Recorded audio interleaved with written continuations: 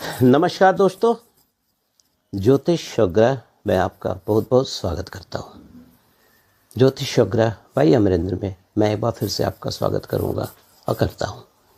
दोस्तों, आज मैं आपके लिए एक बड़ा स्पेसिफिक टॉपिक लेकर आया हूँ हमारे ज्योतिष से रिलेटेड।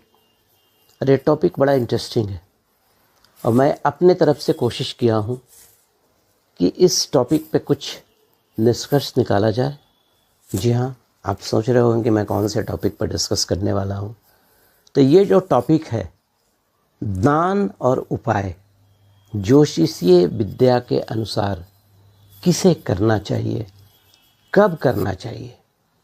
ये बिल्कुल ज़रूरी नहीं है कि आप ज़बरदस्ती दान करते रहिए, ज़बरदस्ती उपाय करते रहिए।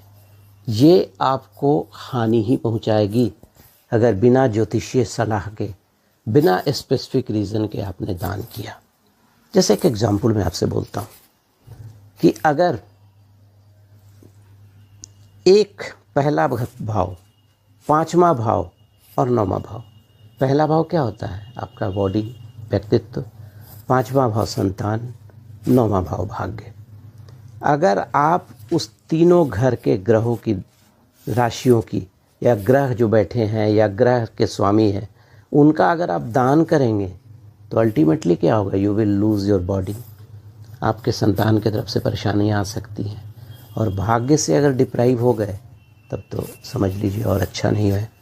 तो इसी तरह से बहुत स्पेसिफिकली एनालाइज करके आप उपाय भी कीजिए, दान भी कीजिए। इसी पर एक विस्तृत चर्चा मैं आपसे करूँगा। देखिए क्या होता है कि जब भी आप ज्योतिष का कोई भी जो रेमेडीज़ है, या अंगूठी पहनना हो, या मंत्र पढ़ना हो, या हवन करना हो, तो एक साइंटिफिक एनालिसिस कीजिए। जो भी आपके जानकार एस्ट्रोलॉजर हैं उनके पास जाइए, रैशनली डिस्कस कीजिए कि उन्होंने आपको बताया है तो उसका रीज़न क्या हो सकता है। देखिए, जनपत्री जो है केवल किताब और सूत्रों को पढ़ के नहीं पढ़ी जा सकती है। इसमें आपका अपना आईक्यू भी होना चाहिए, केस स्टडी भी होना चाहिए, और ये जानने की कोशिश करनी चाहिए कि अगर मैं कर रहा हूँ तो ये हानि करेगा या फ़ायदा करेगा। सपोज अगर आपकी कुंडली में शनि की महादशा चल रही है और शनि जो है सूर्य के नक्षत्र में है, तो अब आप क्या करेंगे? यहाँ पर आपको एक सही ज्योतिषीय सलाह की ज़रूरत पड़ेगी कि किस तरह से शनि को भी अनुकूल किया जाए, सूर्य को भी अनुकूल किया जाए। बहुत से एस्ट्रोलॉजर को मैं देखता हूँ, नवांश को बिल्कुल वैल्यू नहीं देते हैं। नवांश का भी थोड़ा अध्ययन कीजिए। और भी चीज़ें हैं जो कभी मैं और दूसरे वीडियो में आपसे चर्चा करूँगा। तो आज जो मेरा टॉपिक है वो सिंपल यही टॉपिक है कि किस तरह से दान करें, किस तरह से उपाय करें, और ये उपाय हमारे लाइफ में चेंज लाएगा नहीं। क्योंकि होता क्या है, मैंने देखा है कि लोग 10 तरह के ज्योतिष के पास 10 ज्योतिषों से संपर्क करते हैं। 10 ज्योतिष से संपर्क करेंगे, 10 एस्ट्रोलॉजर आपको 10 तरह का रास्ता बताएंगे। तो अगर आप एक हलवे को 10 कुक से बनवाइएगा ना, तो हलवा ना बन के फिर वो पकौड़ा बन जाएगा। तो इन चीज़ों का हमेशा ध्यान रखिए। चलिए आगे मैं चर्चा करता हूँ आपसे कि किस तरह से इन चीज़ों को किया जाए, ये we should get a very good result. देखिए, दान कौन करता है? दान यूजुअली जिसके पास सरप्लस हो या कुछ ऐसी फालतू चीज़ें हो जिसे हटाना है, ठीक है। लेकिन यूजुअली क्या होता है, एक प्री कंसीव नोशन के साथ लोग एस्ट्रोलॉजर के पास जाते हैं और उन्होंने उन्हीं के मन की बात बोल दी तो फिर उसको फॉलो भी करते हैं। देखिए, अभी सावन का महीना चल रहा है, मैंने देखा लोग नारियल को फोड़कर शिवलिंग के ऊपर जल ढाल दे रहे हैं। साइंटिफिकली जल बिल्कुल नहीं ढालना है। चलिए, उस पर मैं किसी और वीडियो में आपसे डिस्कस कर चुका हूँ। लेकिन समझाने जाइए तो वो आप ही को उल्टा समझाने लगेंगे। ऐसा बिल्कुल मत कीजिए। अब देखिए, अब क्या है, सबसे पहले आप ये देखिए कि जिस ज्योतिष के पास गए हैं उनका आधार का ज्ञान क्या है, ज्ञान का आधार क्या है, कहाँ तक वो रैशनली आपको कन्विंस कर सकते हैं। क्योंकि देखिए, ग्रह हमसे करोड़ों मील दूर हैं आप ग्रह को कंट्रोल नहीं कर सकते हैं, लेकिन ग्रह आपको कंट्रोल कर रहे हैं। जिस समय सचिन तेंदुलकर पैदा हुए होंगे, और भी बहुत सारे लोग पैदा हुए होंगे ना, लेकिन सचिन तेंदुलकर ही क्यों बन गए वो। तो आइए उसी पे कुछ चर्चा करूँगा, क्योंकि हर ग्रह का उपाय होता है, हर ग्रह का एक रास्ता होता है। मेरा आपसे एक ही अनुरोध रहेगा, उपाय कीजिए एक या दो, बहुत सारे उपाय आपको बहुत फ्रूटफुल नहीं होंगे। दूसरा, सेलेक्टिव उपाय कीजिए, और 10-15 उपाय करने से आपको कुछ भी हासिल नहीं होगा, एक भी हासिल नहीं होगा। तो आइए अब थोड़ा सा आगे डिस्कशन करते हैं। देखिए, दान और उपाय हम लोग को अपने तत्व के अनुसार करना चाहिए। ये तत्व कौन से होते हैं? अग्नि तत्व, पृथ्वी तत्व, वायु तत्व और जल तत्व। इसी से हमारे शरीर की संरचना बनी है, और यही एलिमेंट है जो हमारे पूरे शरीर को गवर्न करता है। 12 राशियाँ होती हैं, जिसमें हर राशि के 3, मतलब जैसे मैंने 4 तत्व बोला ना, तो ये जो 12 राशियाँ हैं, इन चारों तत्वों में 3-3 करके रहती है। जैसे अगर हम वायु तत्व को ले लें, अग्नि तत्व से शुरू करता हूँ मैं। अग्नि तत्व में मेष राशि, सिंह राशि और धनु राशि आएगी। मतलब जो कहने का मतलब जो जल तत्व है, नहीं हाँ यस, जो पृथ्वी तत्व है, सॉरी, तो वो उसमें वृष राशि आ जाएगी, कन्या राशि आ जाएगी, मकर राशि आ जाएगी। और अगर वायु तत्व लेते हैं तो मिथुन राशि, तुला राशि और कुंभ राशि आ जाएगी। और अगर जल तत्व लेते हैं तो कर्क राशि, वृश्चिक राशि और मीन राशि आ जाती है। इन्हीं चारों तत्वों के आधार पर आपको सिलेक्ट करना है, या कोई पूजा करना है, या स्टोन पहनना है, या दान करना है, या उपाय करना है। क्या रोल है? देखिए, हमारे कुंडली में त्रिकोण का बहुत रोल होता है। त्रिकोण जो होते हैं 1, 5 और 9, हमारी जन्मपत्री में पहला घर, 5वां घर और 9वां घर, ये त्रिकोण कहलाते हैं। ठीक है, इस त्रिकोण का बड़ा वैल्यू होता है। और एक बात हमेशा याद रखिए कि त्रिकोण में जो जो ग्रह हैं, या त्रिकोण से रिलेटेड 1, 5 और 9 का कभी भूल के विदान न करेंगे। उसका रीज़न क्या है कि त्रिकोण, पहला घर शरीर का होता है, बॉडी का होता है, 5वां घर संतान का होता है, 9वां घर भाग्य का होता है। अगर इन चीज़ों को आप अपने से दूर कर देंगे तो what will happen? You will lose your personality, there may be a problem with your son, और आपके फेट में भी प्रॉब्लम्स आ सकते हैं। ठीक है, आइए एक एग्जाम्पल आपको समझाता हूँ। और ये तीनों जो ट्राइन होते हैं, एक दूसरे से 90 डिग्री के कोण पर रहते हैं, 120 डिग्री के कोण पर रहते हैं, सॉरी। और ये तीनों एक दूसरे को प्रभावित करते हैं। अगर ये तीनों त्रिकोण में 3 ग्रह बैठे हैं तो समझ लीजिए एक न एक ग्रह सब एक दूसरे को प्रभावित कर रहे हैं। जैसे मान लिया मैं कर्क लगन की कुंडली ले लेता हूँ। कर्क लगन की कुंडली में लगन में चंद्रमा बैठे हुए हैं, जो खुद जल तत्व हैं।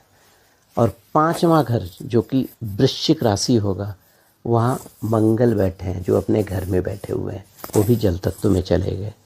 लेकिन अगर 9वां घर आप लेते हैं, 9वां घर मीन राशि है, जल तत्व है। बुध जो है न्यूट्रल प्लैनेट जरूर होता है, जल तत्व ही है, बट शत्रु की राशि में है। तो यहाँ पर आपकी जन्मपत्री में ये मंगल और चंद्रमा को कौन प्रभावित करेंगे? बुध प्रभावित कर देंगे। बुध थोड़ा सा अड़ंगा लगाने की कोशिश करेंगे। तो अब यहाँ पर मुझे कर्क और वृश्चिक को अगर ठीक करना है, वहाँ पे चंद्रमा और मंगल को और अच्छा करना है, और बुध से हमको रिजल्ट लेना है, तब क्या करेंगे आप? चूँकि ये जल तत्व की राशि है, आप बुध का उपाय करके, बुध को ठीक करके मंगल और चंद्रमा को ठीक करेंगे। ठीक है, चलिए थोड़ा सा और आगे बढ़ते हैं। ठीक है, अगर कोई ग्रह, ठीक है, कहीं पर भी बैठे और तत्व एक हो तो आपसी प्रभाव रहेगा ही रहेगा, ये बिल्कुल मानकर चलिए। ठीक है, मैंने अभी आपसे चर्चा किया 4 तत्वों की, अग्नि तत्व, पृथ्वी तत्व, वायु तत्व और जल तत्व। तो सबसे पहले दोस्तों मैं चर्चा करूंगा कि अगर आपके ग्रह का प्लेसमेंट मेष राशि, सिंह राशि या धनु राशि में हो तो आप उसका दान और उपाय न करिए। उसके बदले में जो ग्रह बैठे हुए हैं अग्नि तत्व में, उस ग्रह का यज्ञ करवाइए, हवन करवाइए। हर ग्रह की अपनी एक लकड़ी होती है, उस लकड़ी को भी उसमें सम्मिलित करके हवन की जो सुविधा होगी उसमें डालकर आप हवन करवाइए। और हवन करने वाले खुद बैठेंगे ही नहीं कि ब्राह्मण को बोल दिए कि पंडित जी मेरा जाप कर दीजिएगा, मेरा हवन कर दीजिएगा। नहीं, he has to be sit there, she has to be sit there. तब आपको जो अग्नि तत्व में ग्रह बैठे हैं उसका एक उचित फल मिल जाएगा। ठीक है, अब आइए थोड़ा आगे बढ़ते हैं। अब आते हैं पृथ्वी तत्व पर। ठीक है, देखिए पृथ्वी तत्व जो होता है, क्योंकि इसमें आप स्टोन पहन सकते हैं। उसका रीज़न क्या है, जितने भी स्टोन हैं हमारे ज़मीन से निकलते हैं। ओके, जितने भी स्टोन हैं तो ज़मीन से संबंध हो गया। उसके अलावा जितने भी ज़मीन से सोना भी निकलता है। आप गोल्ड भी पहन सकते हैं अगर आपकी कुंडली अलाउ करती है तो। और इतना ही नहीं, अगर आपके पास थोड़ा फिनेंशियल प्रॉब्लम है तो आप हर ग्रह का जड़ आता है, जड़ को भी पहन सकते हैं। लेकिन उस जड़ को तभी तक पहनेंगे जब तक वो सूखे नहीं। सूखने के बाद फिर बदल दीजिएगा, नहीं तो उसमें वो रिज़ल्ट नहीं मिलेगा। क्योंकि उस जड़ में एक रेज़िन होता है जो आपके चक्र को प्रभावित करता है और उस ग्रह के अनुकूल प्रभाव मिलने लगता है। ठीक है, और इतना ही नहीं, आप धातु भी धारण कर सकते हैं। ठीक है, ये चीज़ करिए। आपको देखिए, अगर अग्नि तत्व में आपका प्लेसमेंट है आपके ग्रहों का तो आपको फ़ायदा होगा। जल तत्व में प्लेसमेंट है तो फ़ायदा होगा। पृथ्वी तत्व में प्लेसमेंट है तो फ़ायदा होगा। वेरी सॉरी, अभी मैंने अग्नि तत्व बात किया, फिर पृथ्वी तत्व बात किया। पृथ्वी तत्व में, अग्नि तत्व में आप हवन करके अपने ग्रह को शांत कीजिए। पृथ्वी तत्व में अंगूठी और रत्न धारण करके किसी भी ज्योतिष से मिलकर कीजिए। अब आइए वायु तत्व पर चर्चा करता हूँ। वायु तत्व मतलब क्या हुआ, ब्रह्मांड। वायु हमको प्रभावित कर रहा है। वायु जल से भी कंट्रोल नहीं होगा, पृथ्वी से भी कंट्रोल नहीं होगा। देखते नहीं, टोर्नाडो आता है तो उसको कोई रोक नहीं पाता है। तो हम क्यों नहीं ग्रहों के लिए कुछ ऐसा उपाय करें कि मेरा ग्रह जो है वायु तत्व में अगर प्लेसमेंट है तो अच्छा रिजल्ट मिलने लगे। तो ये मानकर चलिए कि अगर आपकी कुंडली में मिथुन राशि में, तुला राशि में या कुंभ राशि में ग्रह विद्यमान है तो ये वायु तत्व में है। तो वायु तत्व के लिए दोस्त सबसे सिंपल मंत्रों का जाप कीजिए। मंत्रों का जाप से क्या होगा ना कि उसकी जो आवृत्ति होगी, वेवलेंथ होगा, वो वायुमंडल में मिलकर वो एक ऑरा क्रिएट करेगा जो आपको ग्रहों के अनुसार एक उचित फल देगा। ठीक है, उपाय भी आप कर सकते हैं, इसमें कोई शक नहीं। ठीक है, अब आइए थोड़ा सा और आगे बढ़ते हैं। ठीक है, लेकिन मंत्रों का जाप आपके लिए सबसे ज़्यादा प्रभावी हो जाएगा। अब आइए जल तत्व पर बात करते हैं। जल तत्व में सिर्फ केवल दान सर्वोत्तम होता है।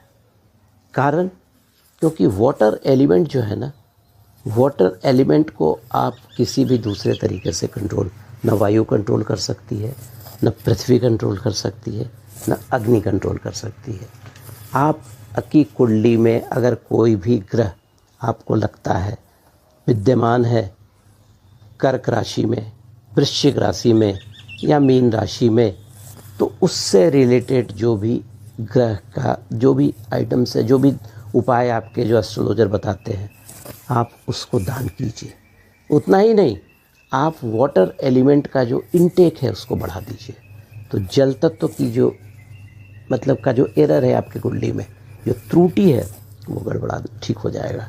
ठीक है, उसके लिए जो सबसे सरल उपाय है, चांदी का ग्लास ले लीजिए, उसमें रात में जल रख दीजिए, सुबह में पीजिए, आपके शरीर का जल तत्व बढ़ जाएगा। ठीक है, इतना ही नहीं, जैसे शनि का दान करना हो तो आप चिमटा, छाता, खाली वस्तुएं दान कर सकते हैं। अगर जल तत्व में आपके ग्रहों की प्लेसमेंट है तो ज़्यादा क्रॉस चेक नहीं करें, ज़्यादा ज्योतिषों के पास जाएं ज़रूर, लेकिन ये नहीं कि उन्होंने वो बताया, उन्होंने ये करेंगे तो यू विल लूज़। आप अपने जन्मपत्री को कमज़ोर बनाएंगे, ठीक है। हाँ, एक चीज़ जाते जाते फिर मैं बोलूँगा कि 1, 5 और 9 के जो स्वामी हैं और जो ग्रह बैठे हैं, स्वामी जो हैं, उनका दान भूल कर भी नहीं करें, करेंगे आपको प्रॉब्लम आएगा। तो दोस्तों, अगर आपको मेरा वीडियो अच्छा लगे तो सब्सक्राइब कीजिएगा, लाइक कीजिएगा, और फिर अगले वीडियो में मैं कुछ और आपके लिए नई चीज़ लेकर आऊँगा। तब तक के लिए धन्यवाद। अमरेंद्र की तरफ से नमस्कार।